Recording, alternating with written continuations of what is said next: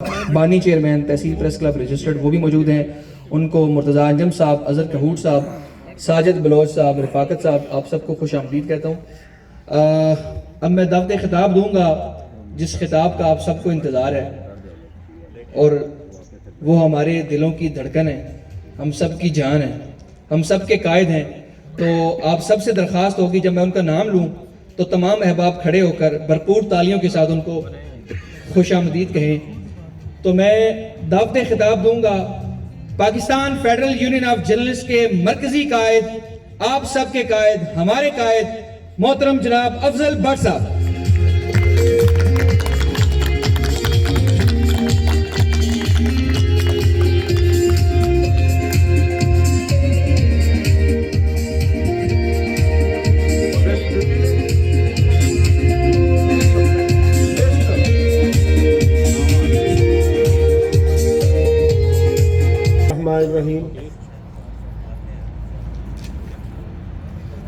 عزیز دوستو، اور آج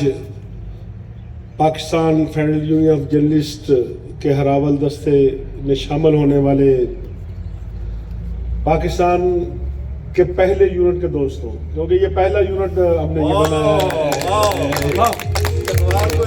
ہے، تو آپ کو میں اس قومی دھارے میں شمولیت پر خوش آمدید کہتا ہوں۔ اور اس کے ساتھ ساتھ صدر ریاض انجم صاحب، جنرل سیکرٹری محمد علی عوان صاحب، انفارمیشن سیکرٹری راجہ ثاقب صاحب، نائب صدر راجہ برہان غنی صاحب، جوائنٹ سیکرٹری عثمان عوان صاحب، چوئی مدر صاحب میرے انگلینڈ سے دوست ہیں، وہ یہاں موجود ہیں، ڈی پی او صاحب موجود ہیں، اس سے موجود ہیں، باقی سب دوست موجود ہیں۔ تو میں کوشش کروں گا کہ مختصر بات کروں اور ریپیٹ نہ کوئی بات ہو۔ تو ہمارا تو اپنی اسی بات سے اپنی بات کا آغاز کروں گا جو آپ سب لوگوں کا مطمع نظر ہوتا ہے کہ ہم صبح پرستوں کی یہ ریت پرانی ہے، ہاتھوں میں قلم رکھنا یا ہاتھ قلم رکھنا۔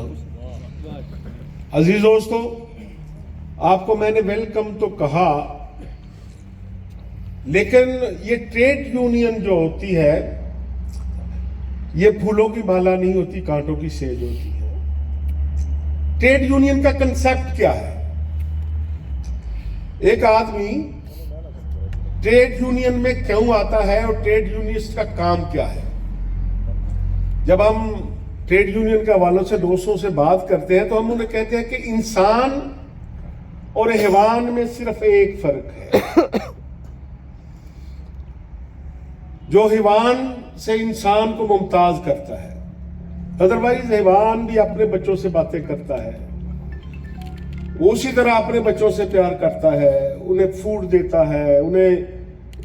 سب کچھ دیتا ہے۔ انسان کیا ہے کہ انسان وہ ہوتا ہے کہ جس کو اڑوس پڑوس کا بھی خیال ہوتا ہے۔ اگر آپ صرف اپنی ذات کے گرد گھومتے ہیں تو پھر انسان اور حیوان میں فرق ختم ہو جاتا ہے، اور یہ ٹریڈ یونین کا پہلا سبق ہوتا ہے کہ آپ نے اپنا وقت،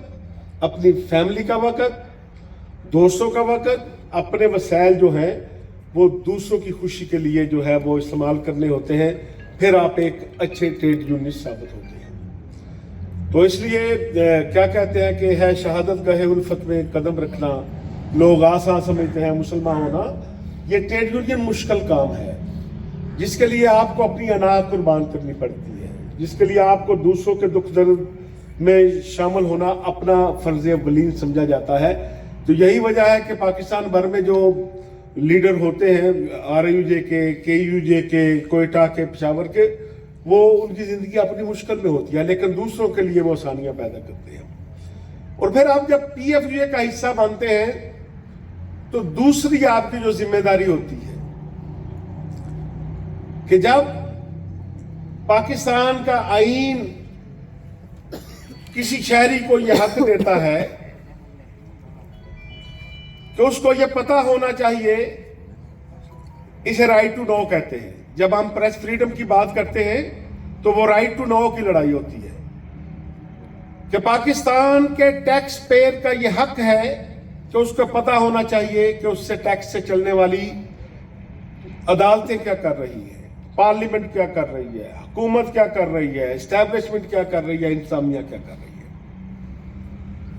جب یہ حق عام آدمی سے چھینا جاتا ہے، یہ جو ہم پریس فریڈم کی بات کرتے ہیں، یہ میں اپنی ذاتی نہیں مانگ رہا ہوتا،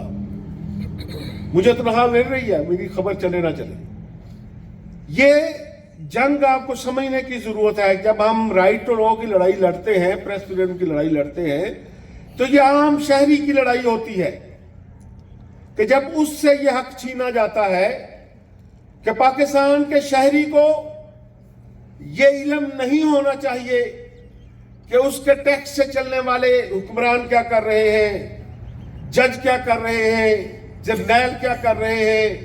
بیوروکریٹ کیا کر رہے ہیں۔ تو اس عام آدمی کے حق کے لیے پھر پی ایف جے 1950 سے لے کر آج تک یہ سٹرگل کر رہی ہے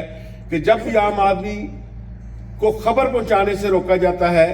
تو پھر ہم پریس فریڈم موومنٹ شروع کرتے ہیں، اور ہمیشہ 1950 سے لے کر آج تک ہماری یہ جدوجہد جاری ہے۔ دوسرا، آپ اس پروفیشن میں بائی چوائس آتے ہیں۔ یہ یونٹ بنانے کا جو فیصلہ ہوا، طارق مرک صاحب آپ کو بتا رہے تھے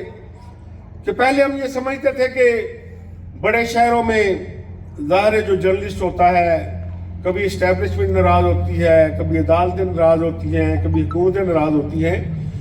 تو وہاں اگر بعض اوقات 1-2 ماہ تنخواہ لیٹ ہو جائے تو پریس فریڈم کے لیے ہم باہر نکل آتے ہیں۔ لیکن جب ہم نے موازنہ کیا کہ اسلام آباد، کراچی، لاہور، پشاور، کوئٹہ کے رہنے والے ایک جرنلسٹ کا اور مختلف ڈسٹرکٹ میں کام کرنے والے جرنلسٹوں کا، تو جب ہم نے سروے کرایا تو وہ بڑا ہمارے لیے بھی 75 سال کے بعد بڑا حیران کن تھا کہ اسلام آباد میں ایک کام کرنے کے لیے 11 رپورٹر ہوتے ہیں۔ وہ کام چکوال کا اکیلا جرنلسٹ کرنا ہوتا ہے، جو یاد نہیں ہے کہ وہاں نون لیگ کی کوریج الگ ہے، پیر پارٹی کی الگ ہے، عدالت کی الگ ہے، کرائم کی الگ ہے، پارلیمنٹ کی الگ ہے۔ یہاں جو دوست ہمارا کام کرتا ہے وہ ون مین شو ہوتا ہے، وہ ایڈیٹر بھی ہے، سب ایڈیٹر بھی ہے۔ پھر ڈی پی او صاحب، سب سے جو مشکل کام ہوتا ہے کہ جس محلے میں آپ رہتے ہوں، جس شہر میں رہتے ہوں، وہاں کسی کی برائی بیان کرنا،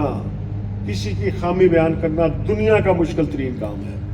مثلا ہم اسلام آباد میں ہیں، پارلیمنٹیرین کا متعلق لکھ دیں، کسی کا متعلق لکھ دیں، کوئی ہر سال بندہ آتا ہے چلا جاتا ہے، لیکن ان لوگوں نے اسی شہر میں رہنا ہے، اسی علاقے میں رہنا ہے، اسی علاقے کی برائیوں کی نشاندہی کرنی ہے۔ تو یہاں تو آپ خوش قسمت ہیں، جب ہم نے انٹیریئر سندھ کی رپورٹ دیکھی، انٹیریئر کوئٹہ کی رپورٹ دیکھی،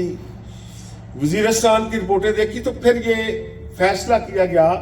کہ نہیں، یہ ہم نے زیادتی کی ہے۔ جو ہمارے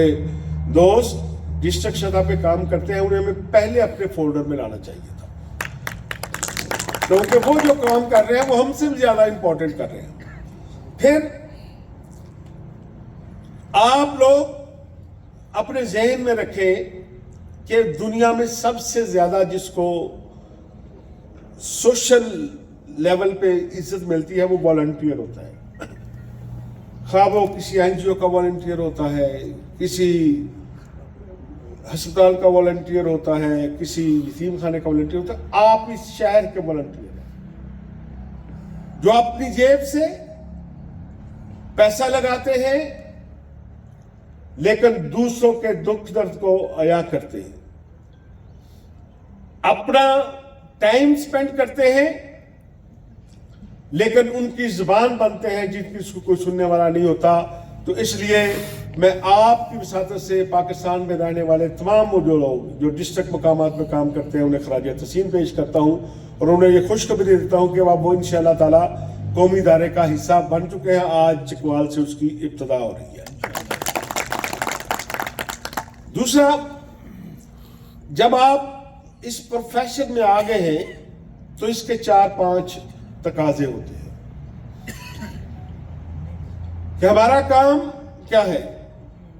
کہ ہم نے جہاں انسانی حقوق کی بات ہو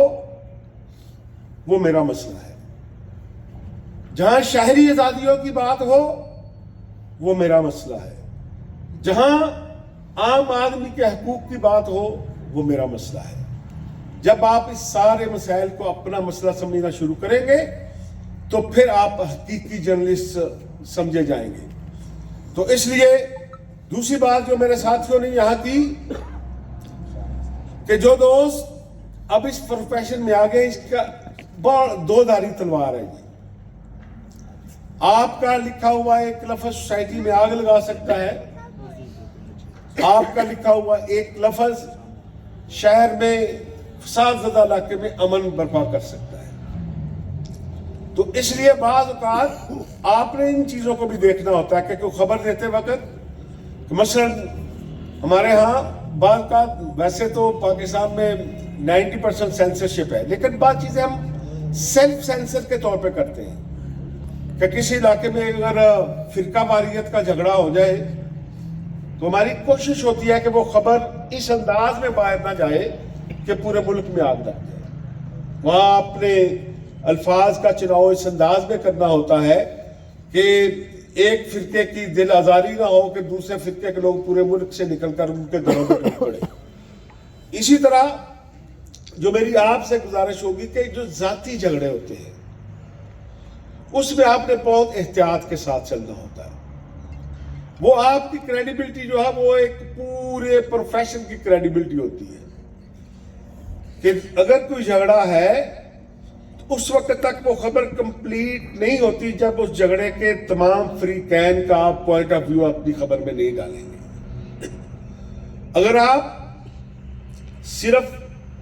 ایک آدمی کی کہانی بیان کر دیں گے تو ہو سکتا ہے کہ فار دا ٹائم بینگ انتظامیہ اثر لے لے، شہر اس میں اثر لے، لیکن جب دوسرا پوائنٹ آف ویو آئے گا تو وہ سمجھا جائے گا کہ یا اس جرنلسٹ کو کام نہیں کرنا آتا تھا یا اس جرنلسٹ نے ڈیلیبریٹلی یہ پارٹی بازی سے کام کیا ہے یا اسے کوئی مالی منفعت نظر آئی ہے یا کوئی ذاتی تعلق نظر آیا ہے۔ تو اس لیے میں ہمیشہ یہ دوستوں سے کہتا ہوں کہ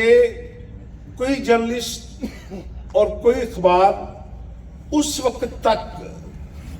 بڑا نہیں ہوتا جب تک اس کی کریڈیبلٹی نہیں ہوتی۔ اگر آپ کے لکھے ہوئے لفظ پر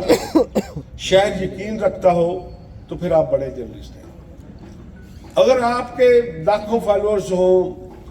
ہزاروں آپ کے ریڈرز ہوں، لیکن ان کو پتا ہو کہ نہیں یار یہ شغل میلہ ہے، اس میں کوئی سیریسنس نہیں ہے، تو پھر آپ سمجھے کہ آپ وہ کام نہیں کر رہے جو کام کرنا آپ کی ذمہ داری تھا۔ تو اس لیے میں امید رکھتا ہوں کہ جب آپ اس قومی ادارے میں آئیں گے انشاءاللہ تعالیٰ، یہاں ہم ٹریننگ سیشن بھی کریں گے، اسلام آباد میں جو ٹریننگ سیشن ہوتے ہیں وہاں بھی آپ کو بلایا کریں گے، اور کوشش کریں گے کہ انشاءاللہ تعالیٰ آپ کی وجہ سے یہاں آنے والے جو دور ہے یہاں اچھے جرنلسٹ پیدا ہوں، اور آپ بھی ٹرو ایک جرنلسٹ کے طور پر سوسائٹی میں موو کریں گے تو آپ کی بھی عزت ہوگی، ہماری بھی عزت ہوگی۔ ایک مرتبہ پھر تمام مہمانوں کا بھی شکریہ ادا کرتا ہوں اور آپ کی عزت افزائی پر آپ کا بھی شکریہ ادا کرتا ہوں۔ Thank you so much. Thank you so much.